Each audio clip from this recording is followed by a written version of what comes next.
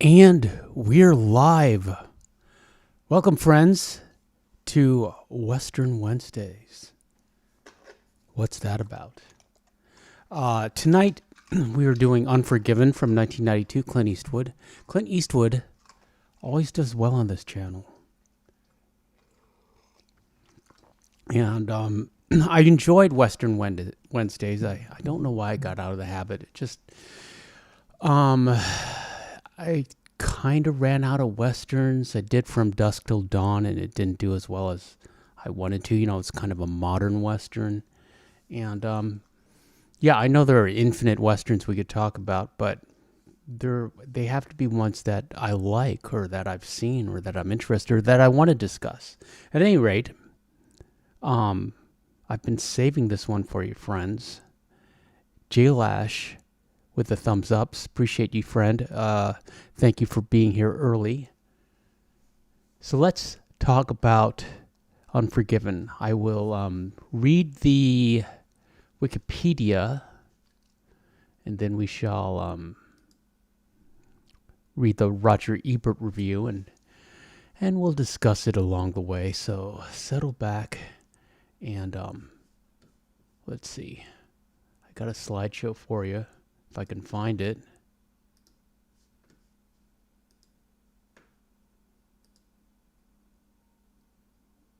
Nosferatu did quite well. The 1924 Nosferatu, that is.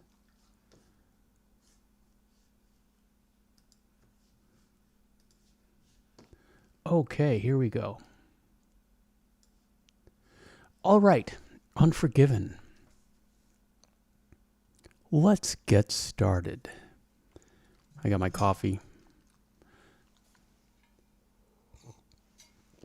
Unforgiven is a 1992 American Western film produced and directed by Clint Eastwood. It stars Eastwood himself as William Money, an aging outlaw and killer who takes on one more job years after he has turned to farming. The film co-stars Gene Hackman, Morgan Freeman, and Richard Harris, and was written by David Webb Peoples.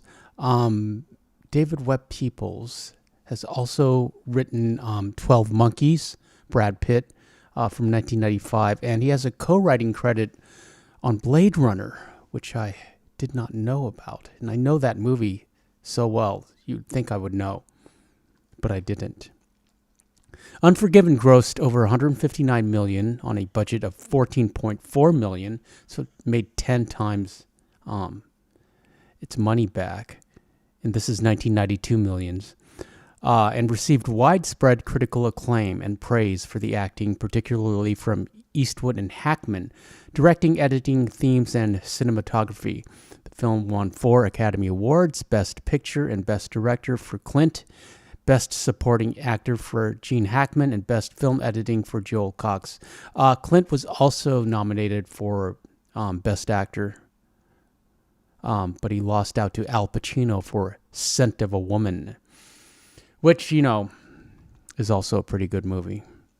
The film was the third Western to win Best Picture, following Cimarron from 1931 and Dances with Wolves in 1990. Eastwood dedicated the film to directors and mentors Sergio Leone and Don Siegel. Don Siegel, as you may recall, is the director of Dirty Harry. In 2004, Unforgiven was selected for preservation in the United States National Film Registry by the Library of Congress as being deemed culturally, historically, or aesthetically significant.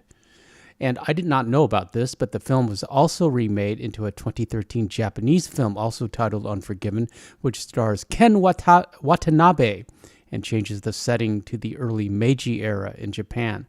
Same plot, except he's a samurai, not a gunslinger. Eastwood has long asserted that the film would be his last traditional Western, concerned that any future projects would simply rehash previous plot lines or imitate someone else's work. I really like the symmetry of a samurai movie being based on this movie, just like his spaghetti westerns were based on samurai movies. Moving on to the plot. In 1881, in Big Whiskey, Wyoming, a cowboy named Quick Mike slashes prostitute Delilah Fitzgerald's face with a knife, permanently disfiguring her after she laughs at his small hot dog. As punishment, Sheriff Little Bill Daggett orders Mike and his associate, who was with him at the brothel, Davy Bunting, to turn over several of their horses to Delilah's employer, Skinny Dubois, for his loss of revenue. Outraged, the prostitutes offer a $1,000 bounty for the cowboys' deaths. In Hodgman County, Kansas, a boastful young man visits Will Money's hog farm. He calls himself the Schofield Kid and claims to be an experienced bounty hunter looking for help pursuing the cowboys. Formerly a notorious outlaw and murderer, Will is now a repentant widower raising 2 children. After initially refusing to help, Will realizes that his farm is failing and his children's future is in jeopardy. He recruits his friend Ned Logan, another retired outlaw, and they catch up with the kid, who they discover is severely nearsighted. Back in Big Whiskey, British-born gunfighter English Bob, Richard Harris, an old acquaintance and rival of Little Bill, seeks the bounty. He arrives in town with his biographer, W.W. Beauchamp, who naively believes all of Bob's tall tales. Enforcing the town's anti-gun law, Little Bill, Gene Hackman, with his deputies, disarms Bob and beats him savagely to discourage others from attempting to claim the bounty. Bob, humiliated, is banished from town the next morning, but Beauchamp, might be pronounced Beecham, stays out of a fascination with the sheriff, who debunks many of the romantic notions Beecham has about the Wild West. Little Bill explains to Beecham that the best attribute for a gunslinger is to be cool-headed under fire, rather than have the quickest draw, and to always kill the best shooter first. That makes sense. Will, Ned, and the kid arrive in town during a rainstorm and enter Skinny's saloon. While Ned and the kid meet with the bath ladies upstairs, Little Bill confronts a feverish Will. Not realizing Will's identity, but correctly guessing that he wants the bounty, Bill confiscates his pistol and beats him. Ned and the kid escape through a back window and take Will to an unoccupied barn outside of town, where they and the prostitutes nurse him back to health. A few days later, the trio ambush Davy. After missing Davy and shooting his horse, Ned falters and Will shoots Davy instead. Ned decides to quit and return to Kansas. Ned is later captured and flogged to death by Little Bill to learn the whereabouts of Will and the kid. Will takes the kid with him to the cowboy's ranch, directing him to ambush Quick Mike in the outhouse and shoot him. After they escape, a distraught kid drunkenly confesses that he had never killed anyone before and is overcome with remorse. A bath lady arrives with the reward and tells them about Ned's fate. Shocked by the news, Will begins drinking and demands the kid's revolver. The kid hands it over, saying he no longer wants to be a killer, and Will sends him back to Kansas to distribute the reward. Who played the kid? James Woolvett. What happened to him? He's a Canadian actor. Let's do a little sidetrack. His last movie was called Winged Creatures. He played the Swedish cook. He did more TV. Is he still working in TV? No. He was in Charmed, 2003. Looks like he returned to Canada. And he's 57. He's still, they say he's active, but hasn't done anything since 2008. Maybe he's doing theater. Okay, where were we?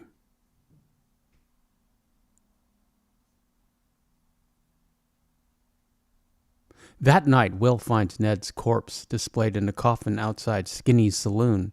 Inside, Little Bill and his deputies are organizing a posse. Will walks in alone, brandishing a shotgun, and kills Skinny for displaying Ned's corpse. He then aims at Little Bill, but the shotgun misfires. In the ensuing gunfight, Will shoots Little Bill and several other men with the revolver. He then orders the rest of the posse out. Beecham lingers briefly to ask how Will survived. Will replies that it was luck and scares him away. Little Bill tries and fails to take another shot while lying on the floor and then bemoans his fate and curses Will, who shoots him dead. Bang, bang, I shot my baby down. Will shouts threats as he mounts his horse and rides out of town. A closing title card states that Will's mother-in-law found his farm abandoned years later, Will having possibly moved to San Francisco with the children, and she remained at a loss to understand why her daughter married such a notorious outlaw and murderer. That's Mary's mom. What happened to our... Here, let's loop it. There. Movie starred Clint Eastwood as William Money, Gene Hackman as Sheriff Little Bill Daggett, and Morgan Freeman as Ned Logan. And Frances Fisher as Strawberry Alice. Lachlan Monroe. I've heard that name before. Well, he was Texas Slim. The film was written by David Webb's Peoples, who had written Oscar-nominated film The Day After Trinity, never heard of that, from 1981, and co-written Blade Runner. The concept for the film dated to 1976, when it was developed under the titles The Cut Whore Killings and The William Money Killings. The script was originally optioned to Francis Ford Coppola, who failed to raise the money to develop the project any further. By Eastwood's own recollection, he was given the script in the early 80s, though he did not immediately pursue it because, according to him, I thought I should do some other things first.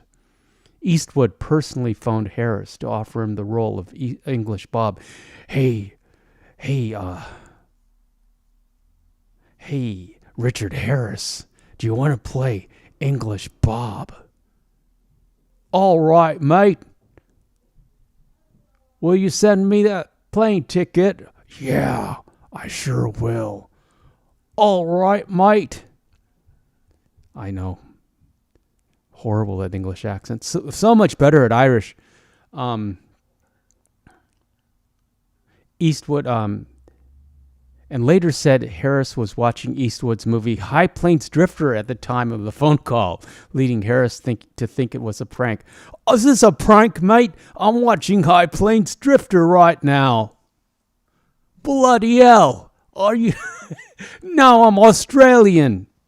Are you really Clint Eastwood? Are you really Clint Eastwood, sir? Hackman was hesitant to play Bill Daggett as his daughters were upset that he was starring in too many violent films. But Eastwood convinced him to do it. What, you gonna listen to a bunch of girls tell you what to do with your life, Gene? Be a man. I'm sure the conversation went something like that. Filming took place between August 26, 1991 and November 12, 1991. Much of the film was shot in Alberta. In August, by director of photography Jack Green, production designer Henry Bumstead, who had worked with Eastwood on High Plains Drifter, was hired to create the drained, wintry look of the Western. The railroad scenes were filmed on the Sierra Railroad in Tuolumne County, California, which burned to the ground. Probably not, I don't know. Oh, it's in Sonora. So, I think that's up north. Mama One is here. Everyone say hi to Mama One. Mama One, we're talking about, and Papa One. Greetings, Papa One. We're talking about Western Wednesdays. Sadie's here. She's asleep. There she is. Look, she heard your name and she got up because she knows. She associates a treat with the words Mama One. What's that about? Moving on to themes. Like other revisionist westerns, Unforgiven is primarily concerned with deconstruct.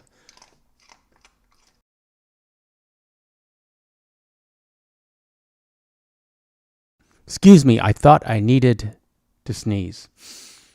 Unforgiven is primarily concerned with deconstructing the morally black and white vision of America, of the American West, which was established by traditional works in the genre, as the script is saturated with unnerving reminders of the now teetotal money's own horrific past as a drunken murderer and gunfighter who is haunted by the lives he's taken, while the film as a whole reflects a reverse image of classical Western tropes. The protagonists, rather than avenging a God-fearing innocent, are hired to collect a bounty offered by a group of prostitutes. Men who claim to be fearless killers are variously exposed as either cowards, weaklings, or self-promoting liars, while others find that they no longer have it in them to take another life.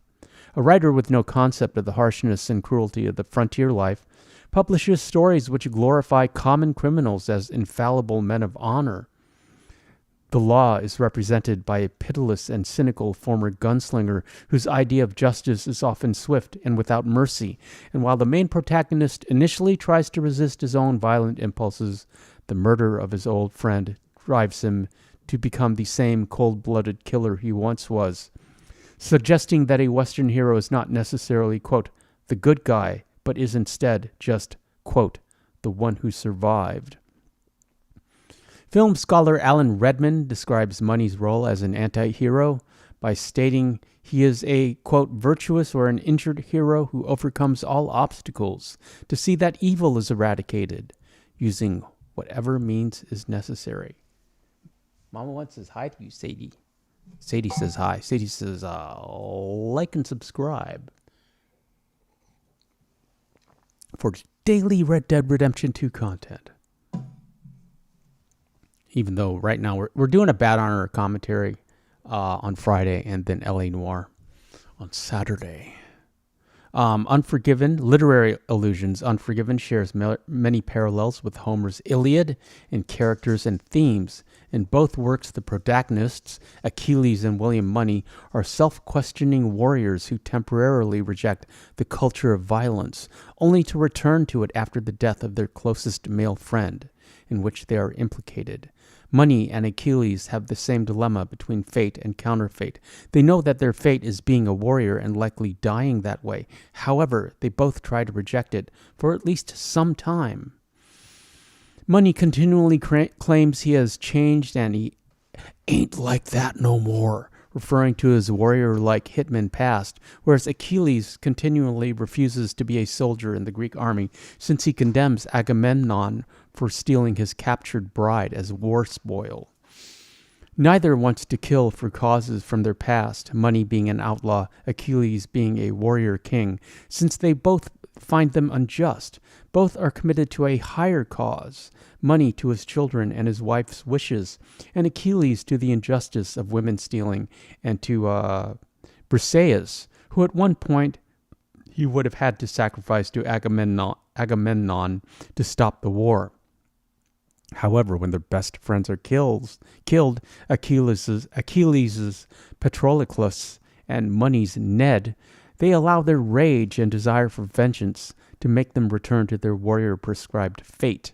Achilles rages against the Trojans and kills many. He gets vengeance by killing Hector and desecrating his corpse, dragging it around the town on the back of his chariot. Money rages against Little Bill and his crew. He gets vengeance by killing them and Little Bill, threatening to kill anyone who opposes him. There are, however, relevant differences in Homer's epic and Eastwood's film, namely that Achilles is fated to die in battle, whereas Money moves to California at the end of the film to become a businessman and to provide for his children. Whether Money has successfully countered his warrior fate is unclear, as is whether a life in dry goods redeems him, as his love for his wife had done.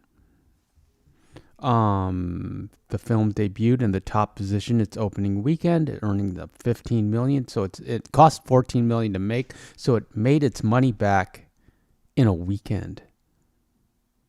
highest opening August weekend, holding that record until it was surpassed a year later by The Fugitive.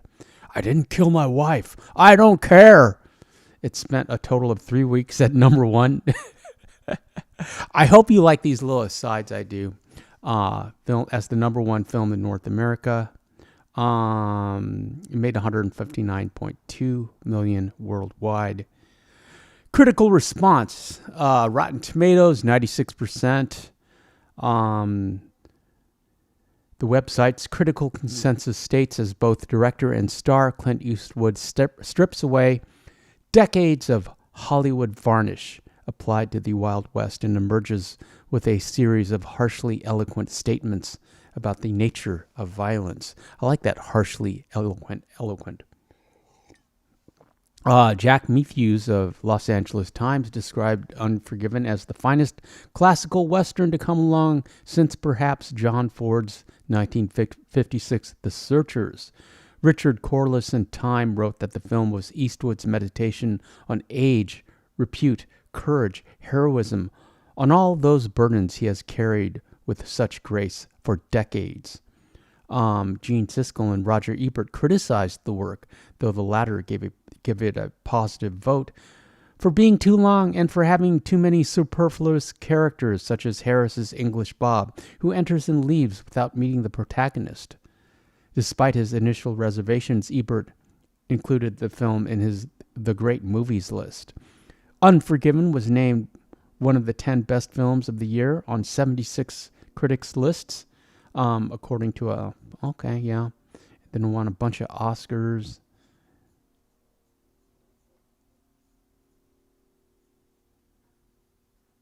And then there was a remake, which I'm fascinated by, in 2013. A Japanese adaptation of Unforgiven, directed by Lee Sang-il and starring Ken Watanabe, was released in 2013. The plot of the 2013 version is very similar to the original, but it takes place in Japan during the Meiji period. So that's a samurai period. With the main character being a samurai instead of a bandit. And let me close all these ads. I'm cluttered with ads on Roger Ebert's page. So his review is 4 stars from 1992, from July 21st, 1992. Let me drink some of this coffee. Start drinking coffee to give you high energy live streams. I hope you appreciate it. I love coffee. Clint Eastwood's Unforgiven takes place at that moment when the Old West was becoming new. Professional gunfighters have become such an endangered species that journalists follow them for stories. Men who slept under the stars are now building themselves houses. William Money, a known thief and murderer, supports himself with hog farming. The violent West of legend lives on in the memories of men who are by 1880 joining the middle class. Within a few decades, Wyatt Earp would be hanging around Hollywood studios offering advice. Eastwood chose this period for Unforgiven, I suspect, because it mirrored his own stage in life. He began as a young gunslinger on TV and in the early Sergio Leone films, A Fistful of Dollars, A Few Dollars More, and he matured in Coogan's Bluff and Two Mules for Sister Sarah under the guidance of Don Siegel, the director he often cited as his mentor. Now Eastwood was in his 60s and had long been a director himself. Leone had died in 1989 and Siegel in 1991. He dedicated Unforgiven to them. If the Western was not dead, it was dying. Audiences preferred science fiction and special effects. It was time for an elegy. The film reflects a passing era even in its visual style. The opening shot is of a house, a tree, and a man at a graveside. The sun is setting, and on this man and the era he represents. Many of the film's exteriors are widescreen compositions showing the vastness of land. The daytime interiors, on the other hand, are always strongly backlit, the bright sun pouring in through windows so that the figures are dark and sometimes hard to see. Living indoors in a civilized style has made these people distinct. William Money is not much of a hog farmer. At one point he chases a hog, lands face down in the mud, and stays there for a moment, defeated. He has 2 young children to raise after the death of his beloved Claudia. There is not enough money. A writer named the Schofield Kid appears with an offer of cash money for bounty hunting. The kid had heard that Money was, quote, cold as snow and don't have no weak nerve nor fear. Money says, I ain't like that anymore, kid. It was whiskey done it as much as anything else. I ain't had a drop in over 10 years. My wife, she cured me of that. Cured me of drink and wickedness. William Money is a chastened man, a killer and outlaw who is civilized by marriage. Thus, Unforgiven internalizes the classic Western theme in which violent men are civilized by schoolmarms, preachers, and judges. Mary. When he talks about his wife, Money sounds like a contrite little boy, determined not to be bad anymore. The Schofield Kid has named himself, he says, after his Schofield model Smith & Wesson revolver. In an earlier day, men were nicknamed by others. Now they create their own monikers, almost as marketing tools. He tells William Money the story of two drunken cowboys who savagely attacked a prostitute in Wyoming. Quote, they cut up her face, cut her eyes out, cut her ears off. Hell, they even cut off her teats. $1,000 reward, Will. $500 apiece.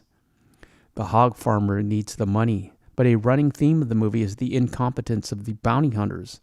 The kid is blind as a bat and can't hit anything with his trademark revolver.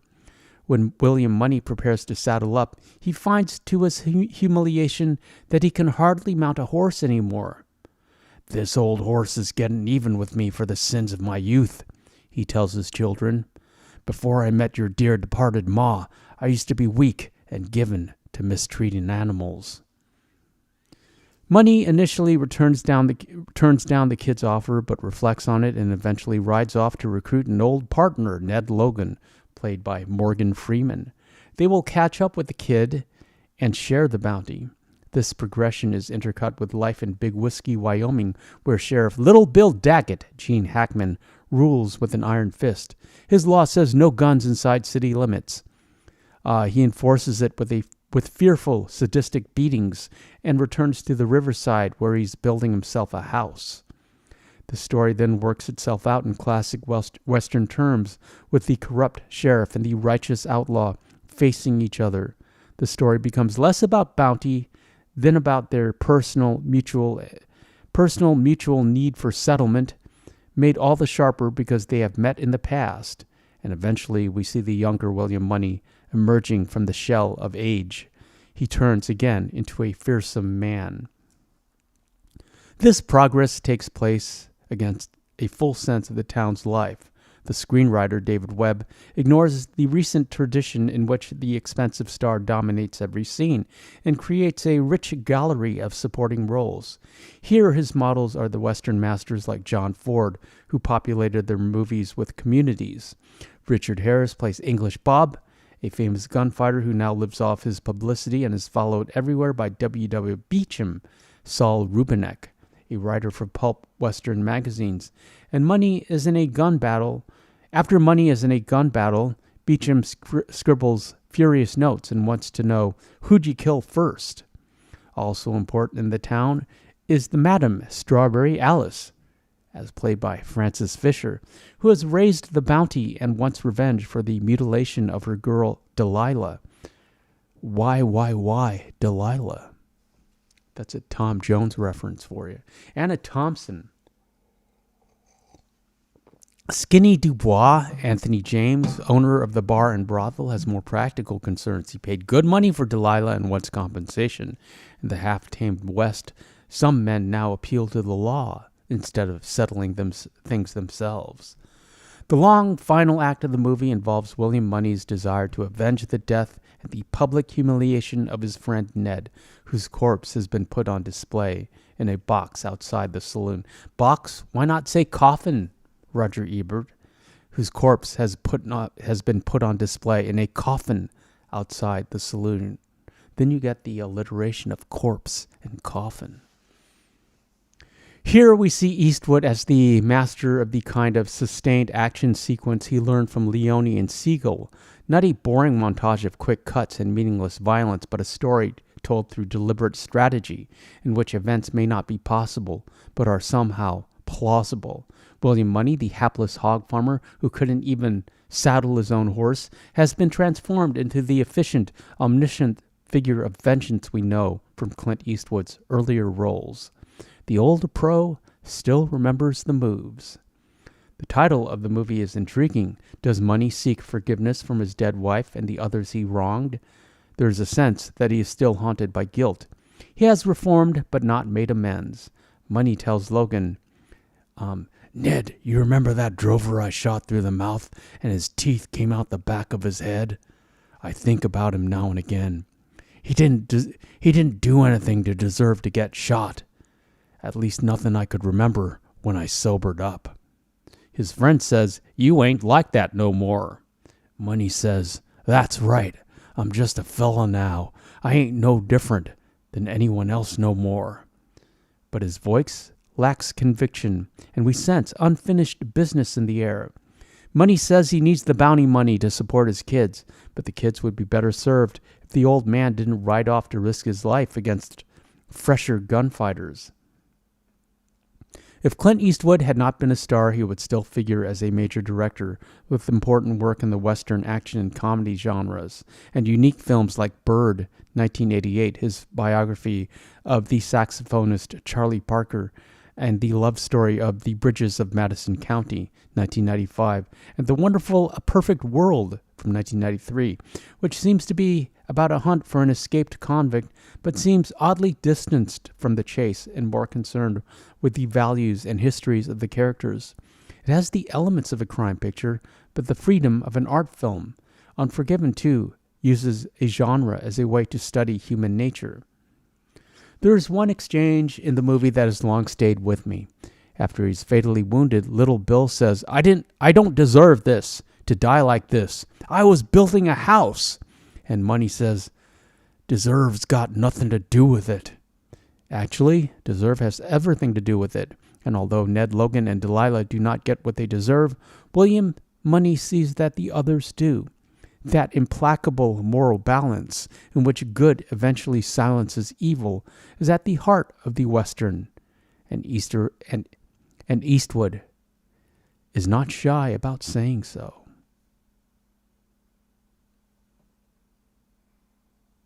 And that's Unforgiven. Papa One says, hold on, let me check this.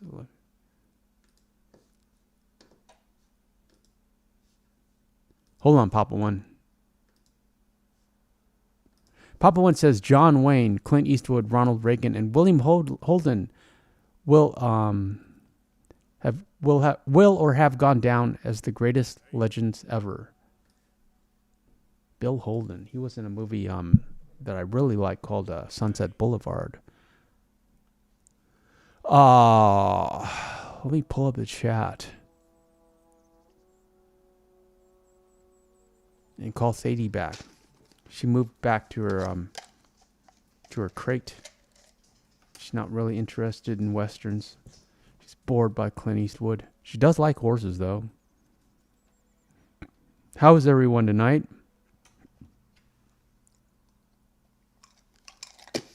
Papa One says Stalag 17 is my favorite Holden film. World War II POW, German POW movie, as I recall. My dad loved World War II movies. My favorite would probably be The Great Escape, of course, Steve McQueen, and Where Eagles Dare, another Clint Eastwood movie. That's probably my favorite World War II movie of all time. But it's a lot like Inglourious Bastards. It's just, yeah. At any rate, 12 viewers in the chat. How are you, friends? How's your week going? It's Wednesday. What's the date? It's nearing the end of the month. Yeah, it's the 29th. So yeah, we shall return for the Friday live stream, and I'll have another short for you tomorrow. We had the Mary short today. I don't know if you saw it. Saying No to Mary in chapter 4. Mama once says, as a kid, Stalag 17 was considered the ultimate cool. Every boy in the neighborhood wanted to be Bill Holden. Bill Holden's character, Sergeant J.J. Sefton. Mama one, what's for dinner? What did I have? I had a chicken parmesan sandwich. It was leftovers. And no, I didn't make it. But I did add lettuce. So I kind of half made it. Added some salad to it. And another frozen waffle for dessert. Which means she got a frozen waffle for dessert.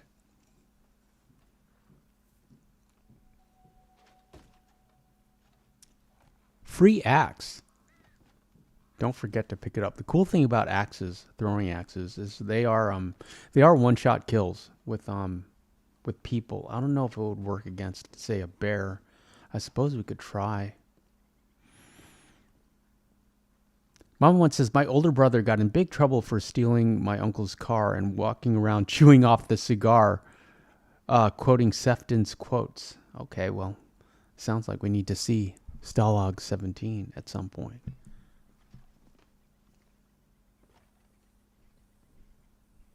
There's a jewelry bag in here that respawns very consistently. If we can ever get back up there. Come on, Arthur, you can do it.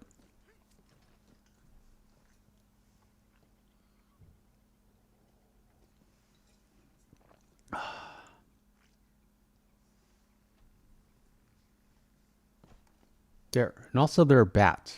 There are dead bats in here. Sometimes perfect bats. But yeah, the jewelry bag in here will respawn. $75.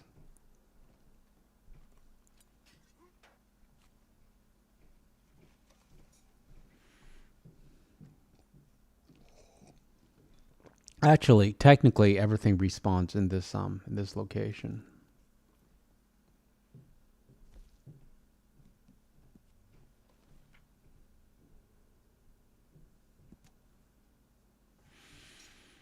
The homing tomahawk. GTA 6 is rumored to cost over $100, which is exciting for the gaming industry because that means they can start charging triple digits for their games, which sounds ridiculous.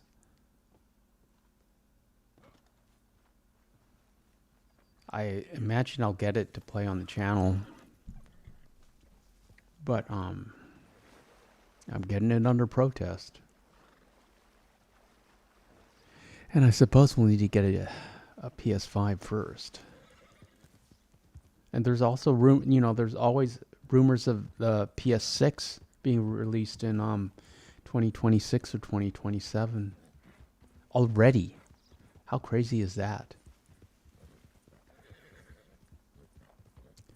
Mom once says we had moose ribs, smoked them all night and all day slowly, made baked beans, cornbread, homemade French fries, and a chocolate shake made from homemade ice cream. Oh, that sounds delicious, Mama one. Moose ribs. I don't think I've ever had moose. I've had deer, venison steaks. That's about as close as we got into wild game. And I had it in a restaurant. I mean, somebody hunted it at some point, but I was very far removed from that part. I do like ribs. And so does this one.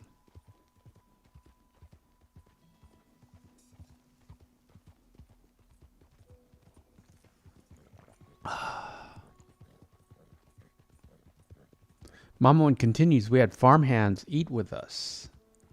And an old friend who used to be the sheriff of our county. He's a 93-year-old Korean war vet and has always loved my home cooking.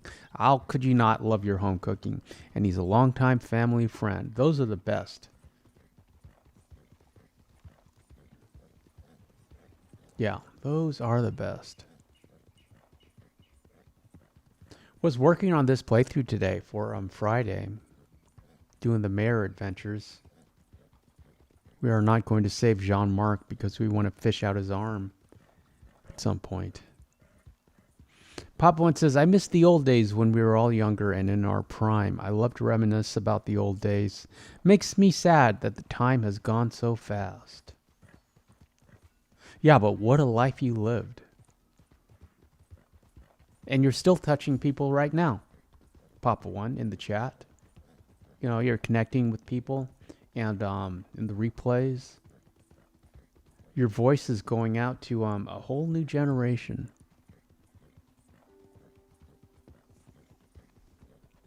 So that has to count for something.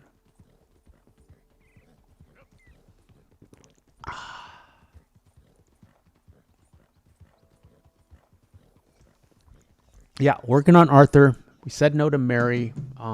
We dealt with the mayor first. Might do a couple more mayor missions. We're already set up for the bank job, and I don't want to go to Gorma just yet. And I'm not looking forward to see Hosea dying, so I think we'll stick with the mayor for a while. Before we advance the story.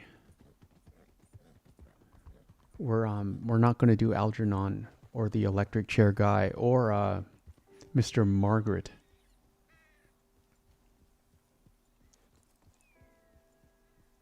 Or that French painter. Just like avoiding those. Those are more good honor missions for me personally.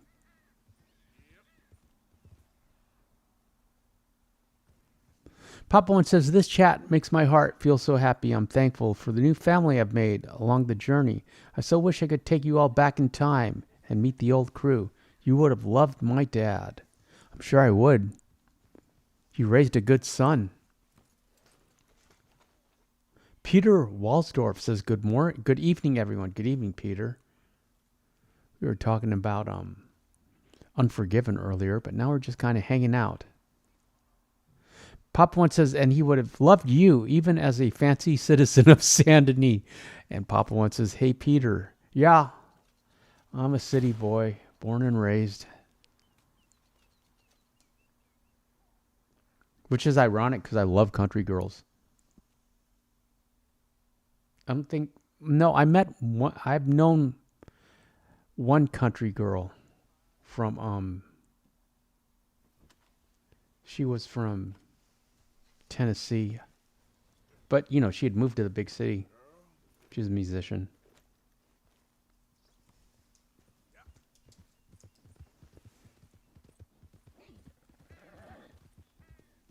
Papa One says, thanks, Super Antonio. It means the world to me. It means the world to me. I couldn't do this without you, Papa One. No, she was from Mississippi. I forgot. Why did I say Tennessee? She was from Tupelo, Mississippi, and the reason I knew that, and it's because that's where Elvis was born. Of course, she knew that as well, and that's how we started talking. Well, no, it's a long story, but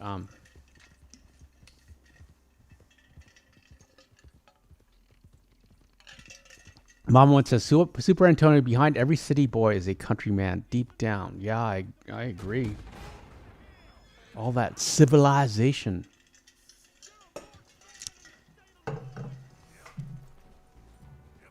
We're not running away. We just I just want to get the horse out of harm's way before we deal with these jokers. We'll be fine. Yeah, so we did the Angelo mission.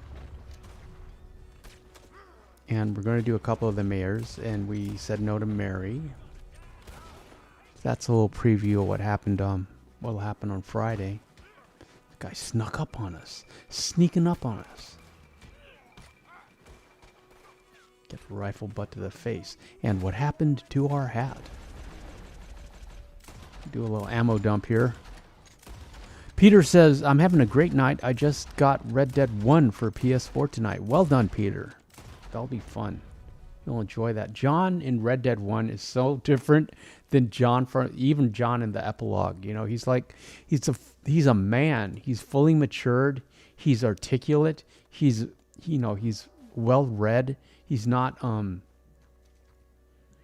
hesitant, you know, he's sure of himself. Mama One says, I love how NPCs don't care about reporting the thugs who ambush you, but heaven forbid you defend yourself. Yeah, I agree, Mama One.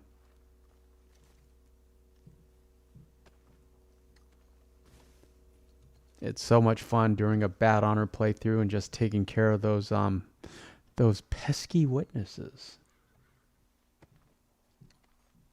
Very freeing doing Bad Honor, but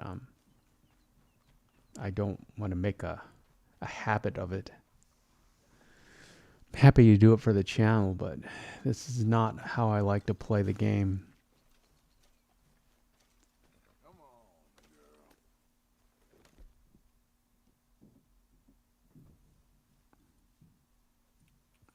Well, let's move on. We gave this horse to Miss Tilly. Even Bad Honor, I assume we gave this horse to Tilly.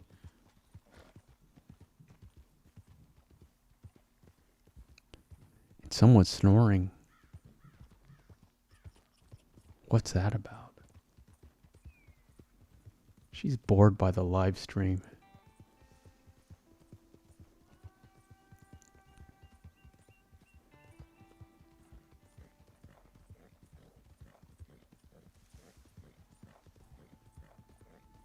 Yeah, I'm amazed. We went through chapter 4 so fast. I don't remember it being that fast. Well, I'm not doing the side missions, so that tightens everything up.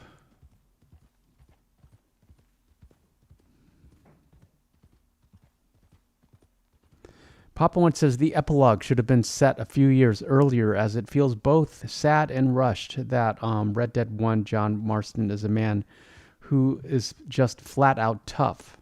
The epilogue should have been in 1903 or 1905. That's a great point, Papa One. I agree. It shouldn't be so close to Red Dead 1 because he's still pretty much story mode John in the epilogue.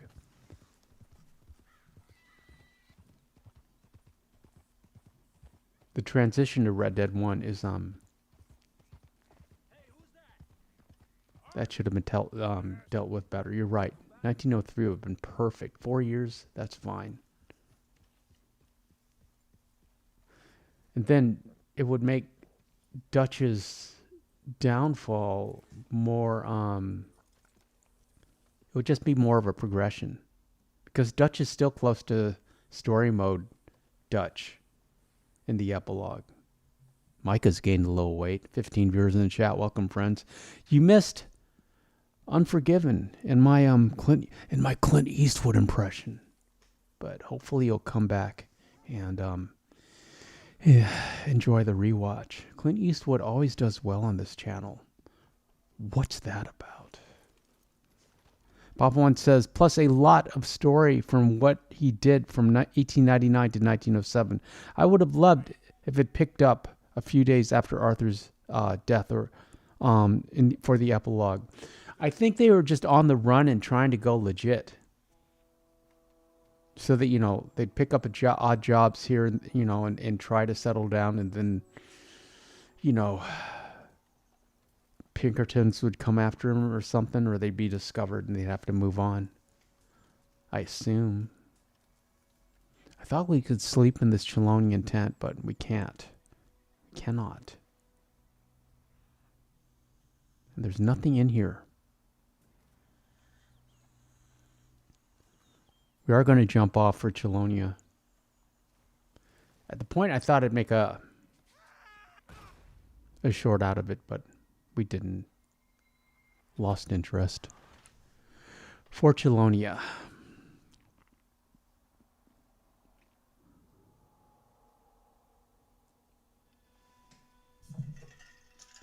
And I got my ice water.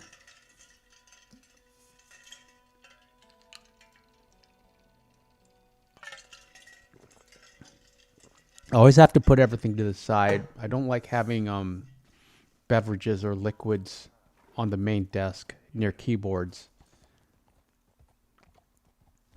Papuan says Dutch seems like he was still in the midst of a mental breakdown in 1907. He seems like all of a sudden came out of retirement in 1911 after just disappearing in 1907.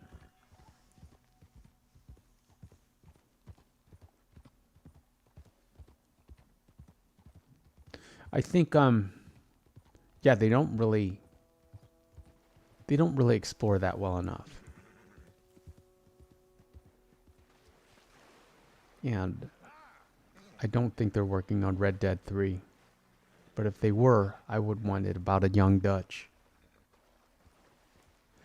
I think Rockstar right now is just rubbing their hands greedily and licking their lips, thinking about how much their money they can charge for Grand Theft Auto 6, how much money they're going to make, how they're going to revamp GTA Online. And again, the game is just going to be a basically a funnel or a catalog to get you to GTA Online, which is their giant cash cow. Papuan continues, I get that he remained near Blackwater. Dutch seems to be the type to obsess over what ruined him. Yeah, I agree. Still angry with Angelo Bronte and Leviticus Cornwall. And probably Combe. He would probably lurk around as he would consider it his greatest defeat, as all the events of Red Dead 2 were started because of his foolish to be swayed by Micah. The gang would have been clear if he had just avoided Blackwater. Or done the Hosea job, listened to Hosea instead of Micah. But Hosea was conservative, Micah was aggressive. I assume there was greater risk and greater reward with the Micah ferry job, as opposed to whatever Hosea was doing in Blackwater. This thing looped around. Mama one says, when I play, I tend to draw out the chapters except to where days or weeks between missions. Yeah, I don't, these days, I just kind of stick to chapter 2 or 3 if I'm going to play on my own. And I wouldn't even be doing a Bad Honor playthrough, but we're doing it for the channel. And, honestly, I've never done one before, so it's new to you and me.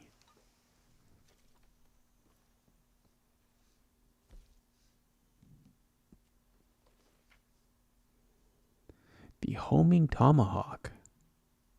What's that about?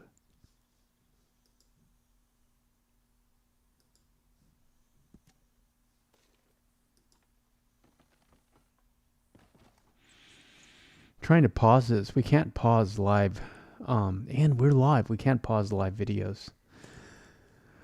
Well, you can. I can't. Mom one says, I think Hosea really cared about Dutch to the end. Yeah, I agree. He seemed to just stay. He seemed to just stay to keep Dutch in line. And for the gang, for little Jack, just teaching little Jack to read. That's why everyone stayed. The family they had created, which Dutch was willing to sacrifice. Because Dutch saw the family and those bonds as a reflection of himself and his leadership.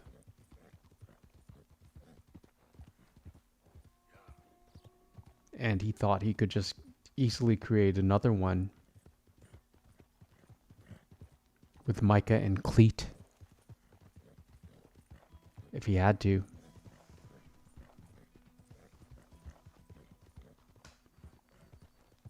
Someone's asleep.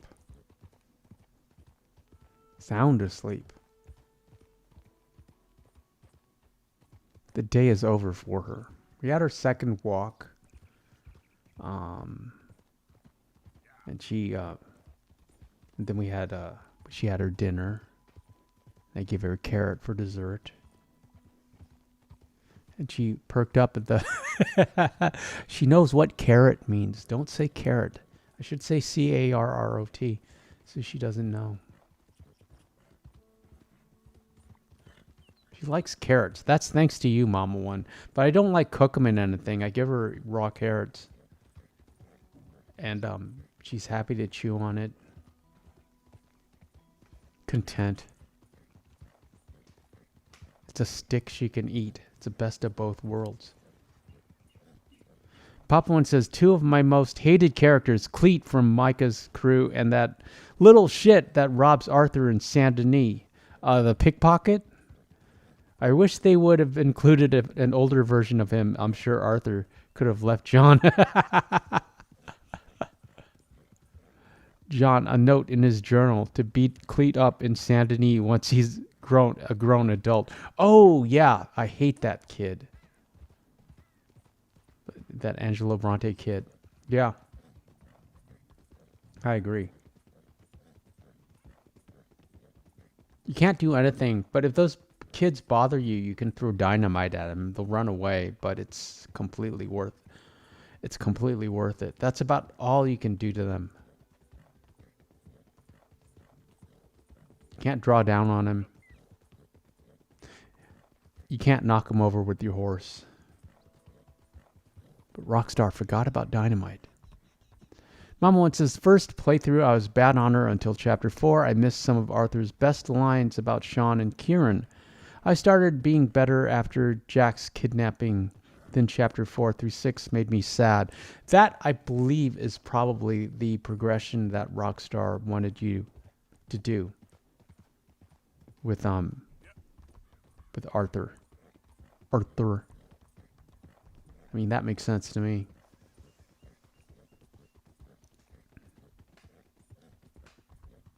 Right around Brother Dorkin is when I believe, is when you're supposed to start making the turn towards redemption. I don't believe we can skip Brother Dorkin. We're going to have to deal with him. I don't want to do these good honor redemption missions on a bad honor playthrough. We should have the option to save him for John.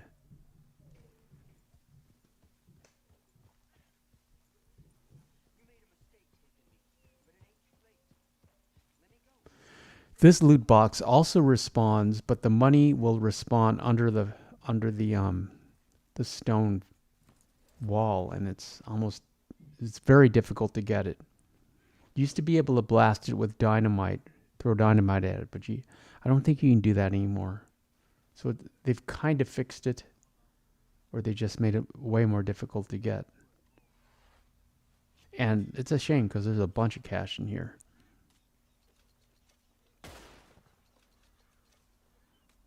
So close that loot box and the money will respawn under the rocks. Mama One says, I'm glad my granddaughter loves carrots. Put them in broth for a treat. Use chicken or beef. Next time we get some antlers, I'll send you them.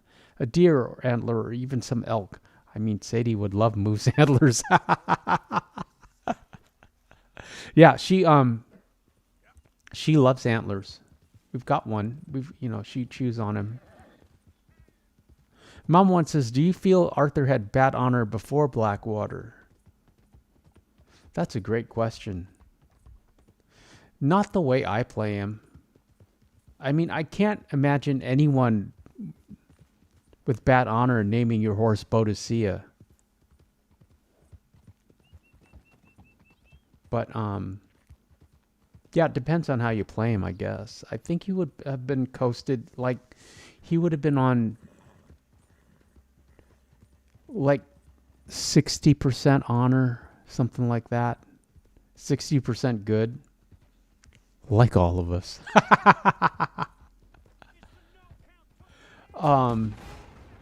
At any rate, friends, that's about all I got for you tonight. I really appreciate you hanging out with me.